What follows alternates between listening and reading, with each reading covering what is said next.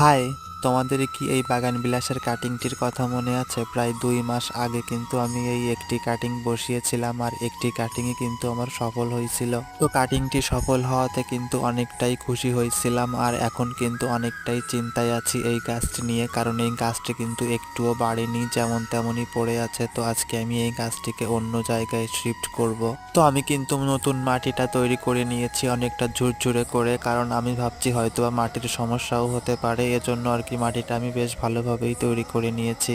তো এই গাছটিকে কিন্তু আমি এই টবটা থেকে আর কি মাটি সহ বের করতে পারিনি, তো একেতে গাছটিকে নিয়ে চিন্তায় আছি, তার উপর কিন্তু গাছটির শিকড়টা আবার ছিঁড়ে গেল। তো এইভাবেই কিন্তু গাছটাকে আমি বসিয়ে একদম জল টল দিয়ে কমপ্লিট করে একদিনের জন্য ছায়াযুক্ত স্থানে রেখে দেবো। আর আমার ভিডিওগুলো তোমাদের কেমন লাগে সেটা কিন্তু জানিও, আর চ্যানেলে নতুন হলে চ্যানেলটিকে সাবস্ক্রাইব করে দিও।